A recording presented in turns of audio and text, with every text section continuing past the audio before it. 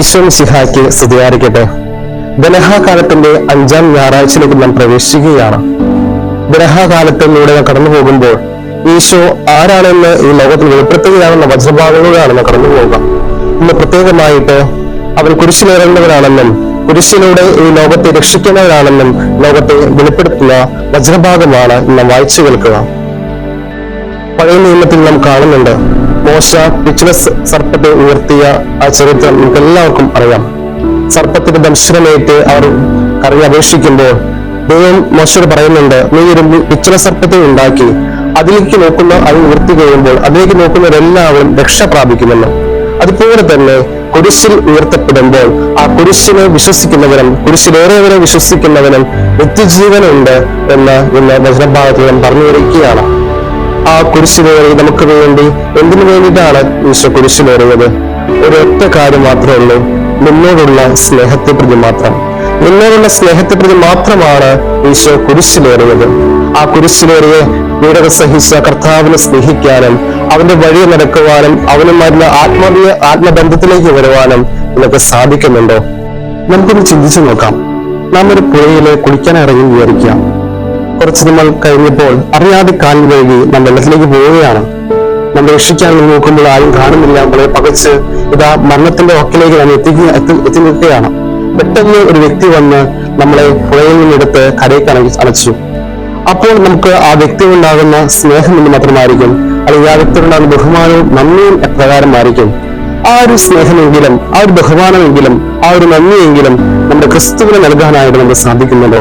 നമ്മളെ പാപത്തിന്റെ മരണത്തിൽ നിന്ന് രക്ഷിച്ച രക്ഷകനാണ് ക്രിസ്തു എന്ന വലിയ ബോധ്യം നമ്മുടെ ഹൃദയത്തിൽ സൂക്ഷിച്ചുകൊണ്ട് ദൈവത്തെ സ്നേഹിക്കുവാനും ക്രിസ്തുവിനെ ബഹുമാനിക്കാനും നന്ദിയോടെ കാണുവാനായിട്ട് നാം പരിശ്രമിക്കുന്നുണ്ടോ എന്ന് ചിന്തിച്ചു നോക്കാം. കാൽവരി മലയിൽ കുരിശിലേറിയ ആ ബലി തന്നെയാണ് ഇന്ന് ഓരോ അൾത്താരയിലും ബലിവേദിയിൽ അർപ്പിക്കുക. ആ വിശുദ്ധ കുർബാനയോട് നാം എന്തുമാത്രം ഭക്തിയും സ്നേഹവും ബഹുമാനവും കാണിക്കുന്നുണ്ട് എന്ന് നമ്മൾ ചിന്തിച്ചു നോക്കണം, എന്ന് ചിന്തിച്ച് മനസ്സിലാക്കണം. പള്ളികളുടെ വിശുദ്ധ കുർബാന സമയത്ത് കടന്നു പോകുമ്പോൾ യുവജനങ്ങൾ പുറത്തു നിന്ന് സംസാരിക്കുകയും വർത്തമാനം പറയുകയും കളിക്കുകയും ചെയ്യുന്നത് കാണാറുണ്ട്. ഒരുപാട് വേദന ആ സമയത്ത് തോന്നാറുണ്ട്. കാരണം 2 തെറ്റുകളാണ് ആ സഹോദരന്മാർ ചെയ്തുകൊണ്ടിരിക്കുക. ഒന്നെന്ന് പറയുന്നത് ഞായറാഴ്ചത്തെ വിശുദ്ധ ബലി അർപ്പണം അത് പൂർണ്ണമായിട്ട് പങ്കെടുക്കാതെ ബലി അർപ്പിക്കാതെ മാരകപാപത്തിലേക്ക് കടന്നു പോവുകയാണ്. രണ്ടാമതായിട്ട് വിശുദ്ധ കുർബാനയെ അവർ അവഹേളിക്കുകയാണ്, അപമാനിക്കുകയാണ്.